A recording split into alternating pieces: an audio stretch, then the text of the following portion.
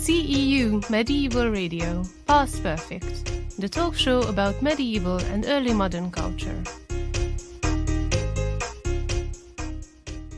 Hello and welcome to the Past Perfect, CEU's Medieval Radio podcast on everything medieval and early modern. My name is Emmy Marinjoy and I'm joined here by Professor István Perczel. He is the professor at the Department of Medieval Studies, CEU. His wide research interests include history of theology, Greek and Syriac philosophy, Eastern and Indian Christianity. So it's very nice to have you here, Professor István Perczel. So the Department of Medieval Studies at CEU has completed 30 years, and you were always a part of that journey, and you still are. So can you tell us about that journey with the Department of Medieval Studies for the past 30 years? It was quite a rich experience. I started as a tutor when the CEU building in Budapest was not yet there. So we were in the Buda side of Budapest, in some makeshift places, and then the department began its activity. I was just a tutor. I had to mentor a student from Ukraine, who ever since has made an interesting career. He is now in Leuven. He has earned his PhD there and he's teaching there, and he has become an Orthodox priest in the while. So I was asked to tutor Victor, and apparently I did a good job, I hope so, because 1 year later they hired me as an assistant professor. That was an open call, but at that time that was not very serious, so you had to start somewhere. So people were hired and they were given tasks because there was nothing there. So as it was medieval department, so it was basically the dream of Gábor Klanicai, the late János Bak, who have also co-opted József Lászlósky. And then they somehow imagined how to create a medieval institute. Basically, it was a huge opportunity because there are very few such medieval institutes. And the department has completed 30 years, and now it is merged into the history department. We have fought against this for decades. Yeah. But we lost the fight. I hope that the new history department will be as good or even better than we were. The idea was to focus on Central Europe, because there is no such thing ever. And this is a Central European university, and the three experts who founded the department were expert in this. No, but what to do? There has always been a kind of Byzantine connection. So we would need someone like a Byzantinist.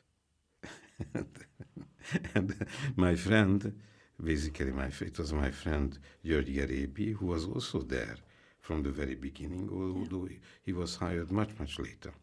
But he was somehow working as a midwife at Central European. He was at the higher education support program and so on.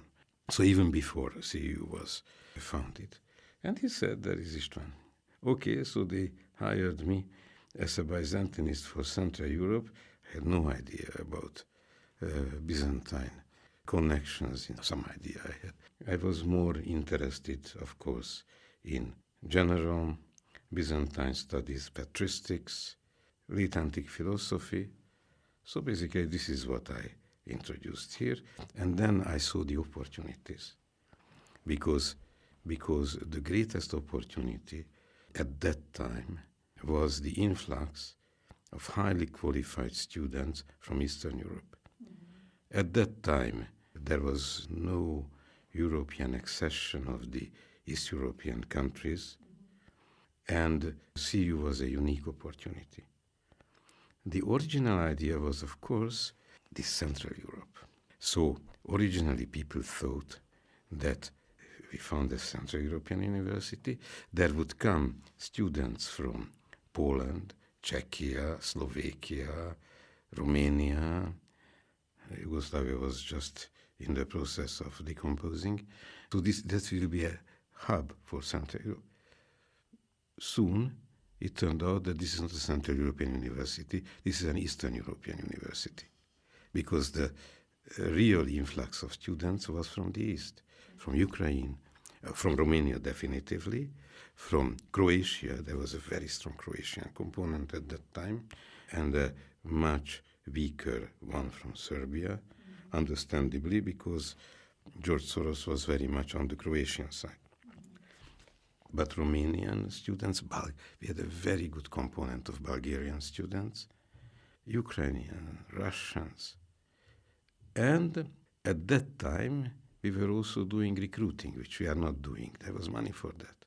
So it was distributed among us who goes where. And I got the Caucasus. So I was going to, but there were already applicants from Armenia and Georgia as well. So my responsibility became the Caucasus. And so, although I knew nothing earlier about this, finally Caucasian studies were introduced to the medieval departments. We had a lot of, not a lot, but many very, very successful theses defended on Georgian and Armenian subjects. Later it developed into a mobility program founded by the Higher Education Support Program. We had 4 excellent years organizing conferences, hosting Armenian, Georgian and Turkish, because they are also interested in this region, and Turkish scholars, and sending our PhD students and going ourselves to give courses in Tbilisi and Yerevan. It was really excellent. So what I wanted to say, and it was a little bit long, is that I was hired because there is a Byzantine component in Central Europe, and I think I initiated what we can call Drang nach Osten, the push toward the east, that, that push continued and finally reached India. And now we have absolutely excellent Indian students, super Indian students.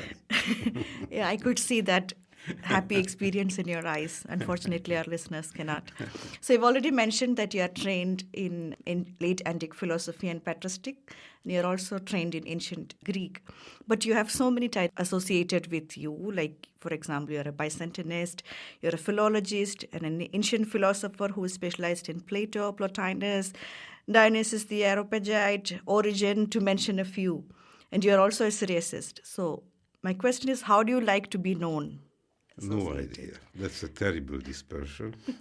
And there are 2 causes for that. One is curiosity, and the other is CEU. Because I learned so much from the students. So I had to supervise subjects about which I have never understood. And because, now it's not the case, but at the beginning it was so, that all the other members of the department were Western and Central European scholars and Latinists. So whatever was east of this was my responsibility at the beginning.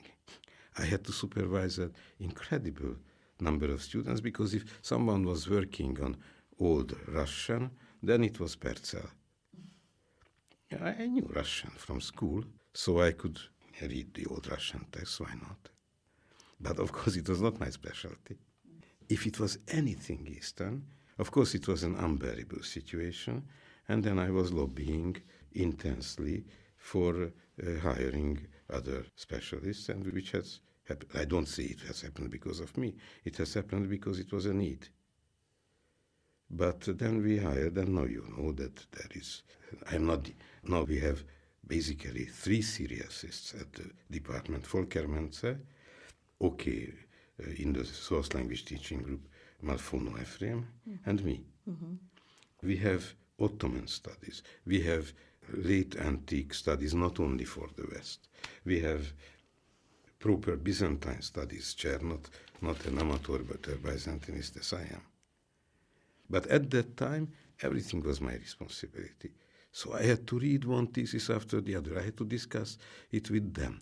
there came one of my favorite students, Levan Gigineshvili, who is now director of the Institute for Classical, Byzantine and Modern Greek Studies at the State University of Tbilisi. And he came as a young MA student, and I asked him what he wanted to do. He said, well, there are several possibilities, either this, either that, or there is Ioanne Petrizi, who has translated the Elements of Theology of Proclus. I've never heard about this. Mm-hmm. What? A Georgian philosopher in the 12th century translating the most influential work of the Athenian Diadochos of Plato, Proclus, who died in 485. And I said, this is what you should do. He had no idea what to do. And then we began to work on Petrizi. But that was the first time I heard of it. Now, after that, he defended an interesting MA thesis, just like you, and then a PhD, which we later published in the United States, and which was the first comprehensive monograph on Petrizi in English. Mm-hmm. And we continue the work. Every week we are sitting together and translating. Almost since then. No, there was an interruption. But now, for years, we have been sitting and translating Petrizi's Georgian translation of the Elements of Theology with his commentaries. Mm-hmm. And I have just received the contract to sign from Brill for the first volume of our publication. So, you understand, it was the medieval studies at CU which gave me the opportunity to delve into so many things. Mm-hmm. And this is a horrible dispersion, because I could have published, I don't know how many monographs on Dionysius Areopagita. Mm-hmm. But it's more interesting like this. And to have this overview, and I am really very satisfied with this career, and I'm very grateful to basically Gábor Klanicai and the late János Bak, who made this terrible mistake of hiring me for some Byzantine component in Central Europe. That's a nice story to hear. So in the year 2000, you started a digitization process for digitizing the manuscripts and the Syrian Christian heritage in India. Yeah. And it was a long journey. I think it's still going on. Oh, it is now flourishing. It's now that the real things will begin. Yeah, so tell us about your experience with the project and how it is going and everything. Should I begin just like I began the previous story with how it began? Yeah. Because it was, again, beginning coincidentally. Yeah. I already mentioned the Caucasian students. Mm-hmm. So I owe this digitization project to one of the Georgian students, Irma Karaulashvili, because Irma Karaulashvili was working on Apocrypha, basically an Armenian apocryphon of the Doctrine of Addai, about the correspondence of Christ with King Abgar of Edessa, whatever. It's a very famous apocryphon, and she wrote a thesis. I understood that it was, of course, I had a little idea. I understood that it was good, but I did not know what exactly it was. It was under my supervision. So I sent it to the foremost experts in this. One of them was Alain Desremaux, who worked on the Syriac doctrine of Addai, and the other was Bernard Routier, who was a Georgian and Armenian specialist. Now they wrote me back. They were reading this fantastic thesis, and they want immediately to offer its publication and whatever.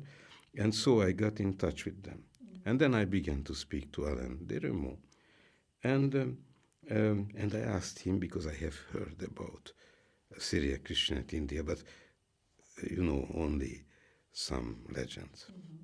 Mm-hmm. And I asked him, does he know anything about this? Oh, he said, I am working on that. And do this and that. Go to St. Ephraim Ecumenical Research Institute. There is a conference just now. I went, I presented on Syriac version of Pseudo-Dionysius. And then they took us to a tour, seeing the manuscript archives of the church manuscript archives, to the Connaught Library, to Thrissur, Maraprem's library, Mannanan. That was the first time. It was in 1998. And there was this, that there are all these manuscripts, who knows how many. There has been studies, but very little study has been done. What should we do? It should be catalogued, but how? And then it was the time. I came back. The department had a technical associate, Tamás Sajó. I talked to him and he said, digitizing. I never heard about digitizing. And then we started it in the year 2000. It was very adventurous. I don't want to describe the adventures because at the end, I must admit, I fell out with Alain Dirimou, I fell out with Tamás Sajó, but this is how we began. And I don't know how many times I regret it. It was so difficult. No, but now you don't, right? No, now no, it's no, the... no. No, but it was very difficult, and I did many crazy things. For example, I took my family with the 4 children to India to be able to do the digitization. It was really, for this reason, I have not been for 30 years at the department. 5 years with the Indian project, 1 year in Jerusalem, 1 year in Bochum, and so on and so on. But because then, but it was also an incredible chance. Nowhere else could it have been done, because we had a rector, Yehuda Elkana. And Yehuda's principle was that research is more important than teaching. So he gave me 6-year unpaid leave to do my research and kept my position. I think nowhere else and in no other circumstances could it have been done. Even now, if I were, I think, to ask our rector, I want a 6-year unpaid leave, I wouldn't get it. So can you tell us about some of the yields that you got out of this research, some of the special discoveries that you would like to discuss, or some special experiences? Okay. As everything is coincidental, or you can say fate or providence, what were my expectations? I thought I will find the old, long-lost historical records or texts which have been lost in the Middle East and were preserved in India. And this was not perfectly, so I was not perfectly disappointed. But the most important things which I found were things I have never dreamed about. What to say, what to mention first. I have written about these things. So I think one of my discoveries there is classical Syriac as an early modern and modern lingua franca in India. So when Syriac scholarship was more or less declining in the Middle East, it gained incredible importance in India because of the special conditions, the great respect that the local Malayali Christians paid to Syriac, and the missionary context. And there were coincidences there as well, because it turns out that before the Portuguese landed, because before Vasco da Gama landed in 1498 in Calicut, for a long while there was no connection between the Church of the East, the mother church of the Christians in Kerala, and Kerala. And that was renewed in, I think, 1490. So just 90 or 92, I don't remember clearly, just some years before the arrival of Vasco da Gama, who has not encountered the Christians, by the way. It was Pedro Álvares Cabral who in 1500 who discovered the Christians for whom they were looking. The connection with the Mother Church and Syriac learning was renewed just before the arrival of the Portuguese. But they found already a flourishing Syriac culture. But it was quite recent, because it was almost extinct, and then it was renewed. And then Syriac was in so high esteem that when the European missionaries started their missionary campaigns and started all kinds of things, everything failed. There came the Jesuits, and the Jesuits were very keen on translating things to the vernacular, learning the languages, giving European things in vernacular to the missionized people, but they were complaining. Give to these people something in their mother tongue, they don't accept it. Give to them something in Syriac, and then they accept it. The Western missionaries were forced to learn Syriac and translate things and write things in Syriac.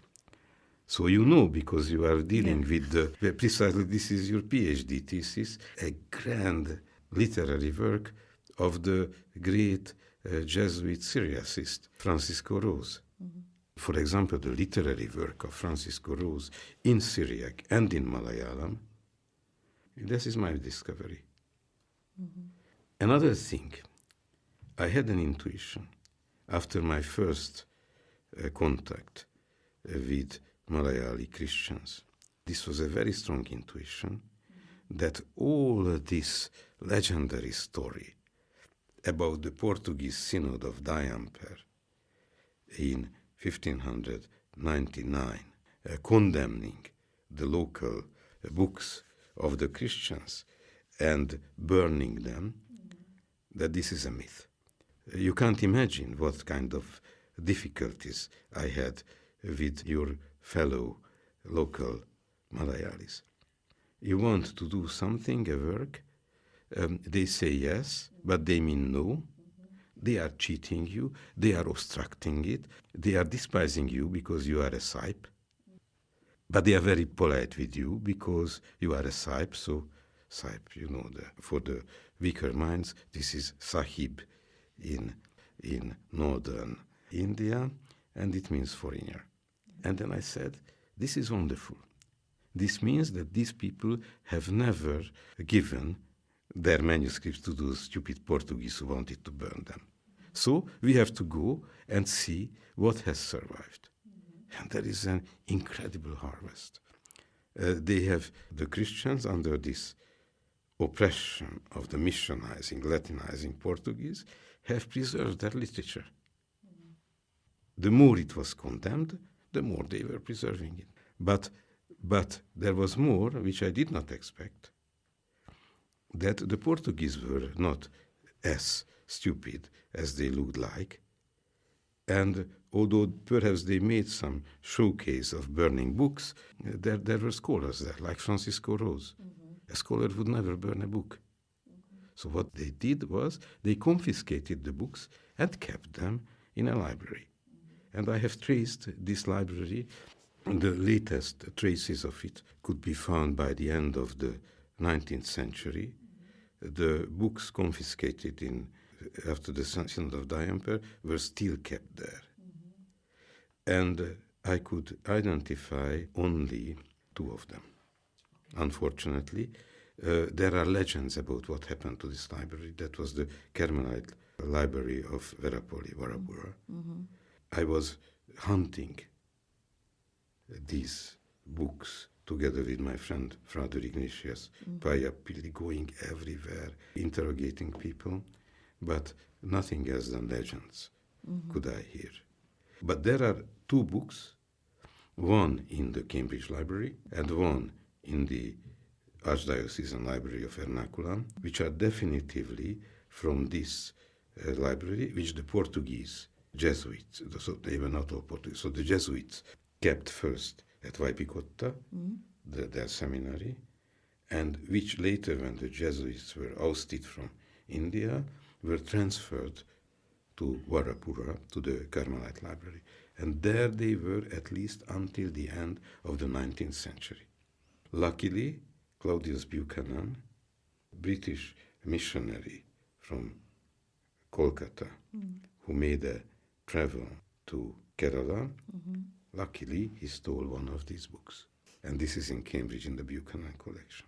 And another book was stolen by the first Syro-Malabar bishop, Mar Louis Paraparambil, when he was expelled from the Carmelite order because of his nativist views.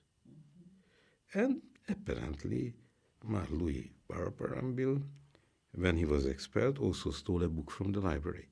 And that book, very important book, is in the Ernakulam Archdiocesan Library. These are all my discoveries.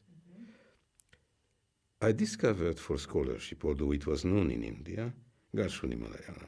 You are dealing with that. We are the only center in the world doing Garshuni Malayalam studies. Yeah, it's indeed a very privileged position that I'm in, that I should admit. Yeah, so can you elaborate on your recent works and the recent research that you've been doing? Which one? The Indian, the other ones. The Indian you've already explained, so maybe. Okay. My main research is not India. This was coincidental and an opportunity, which was first a horrible obligation because everything came against me at the beginning. It was almost hopeless, but finally we survived. But here I have to say a name, because the whole thing would have collapsed many times were it not for one person in India, and this is Maraprem Mukhen, the Nestorian Metropolitan of Thrissur. Without his friendship, paternal sponsorship, his wish to make the Indian Syrian Christian heritage known to the world, I would have given up 100 times. But he never allowed me to do so. He said, "This is your task, you do it." And he helped. So he is an incredible man. Okay, but my big research is on Pseudo-Dionysius Areopagita, who was considered the first systematic theologian of the Christian church. But it's a fake. That everybody knows, but people don't really want to realize what it is.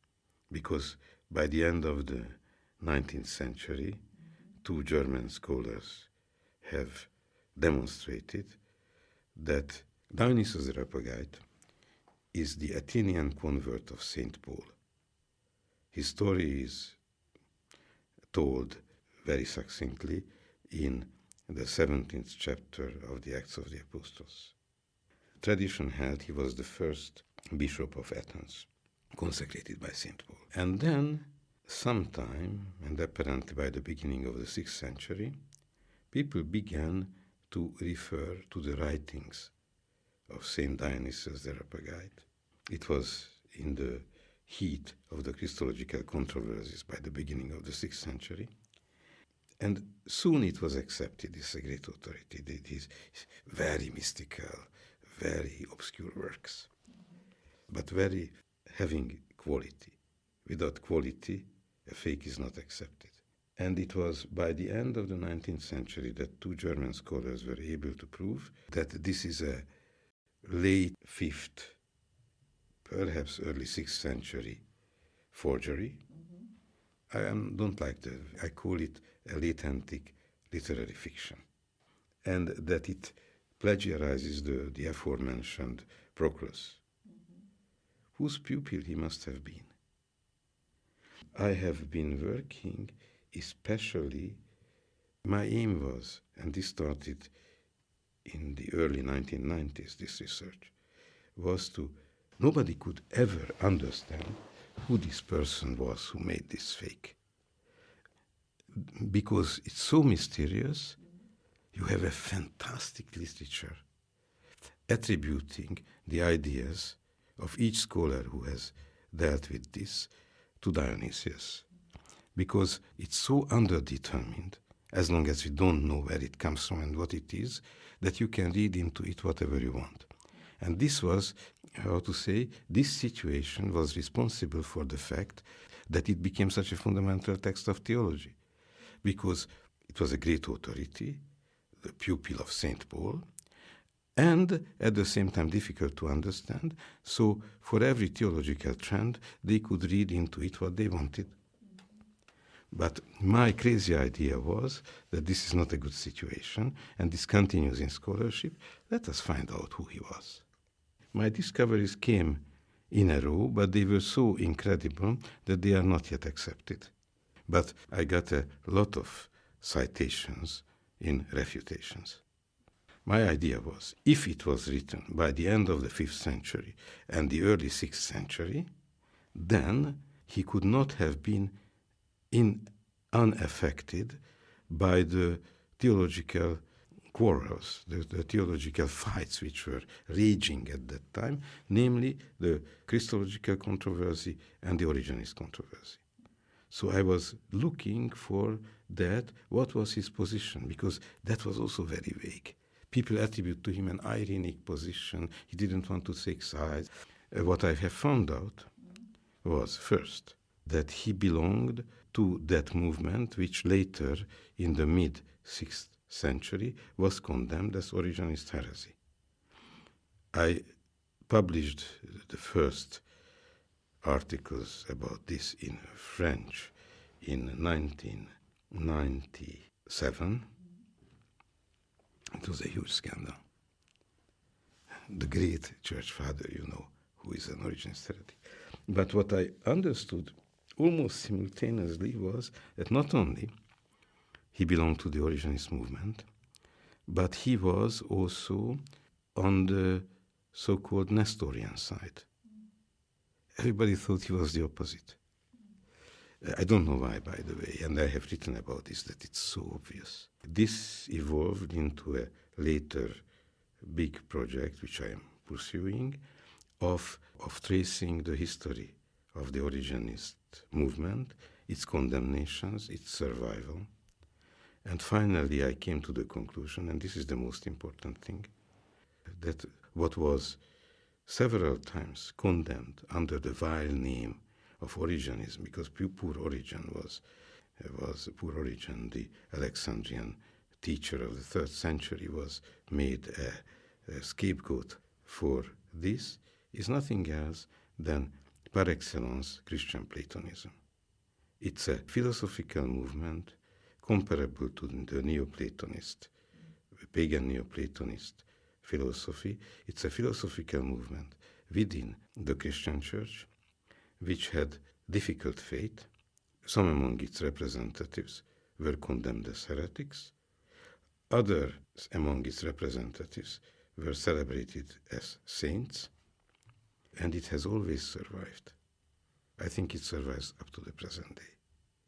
Because this is, I would call, par excellence Christian philosophy. You see that I began as tracing this as a heresy, and everybody was very upset. And I ended up in being converted to this movement because I love it. Patrizi, John Italos in Byzantium, St. Maximus the Confessor, St. Gregory of Nazianzus, of course Evagrius of Pontus, and so on. All these big names, partly saints, partly condemned in the Chalcedonian Church and considered saints in your church, in the Syrian Orthodox Church. They belong to this philosophical movement, and that's a grand philosophy. So this is my main research now. Just to finish, I am writing now an essay on, is there a Platonist philosophical life in Christ, which I want to publish in St. Vladimir's Theological Quarterly. I have just proposed it, but I have not yet finished it, where I want to analyze what did the Church lose when it discarded this movement. So I would like to thank you for sharing your incredible experiences with your students at the department and your research. and everything that you shared. And thank you for being here, and thank you for being a part of this interview.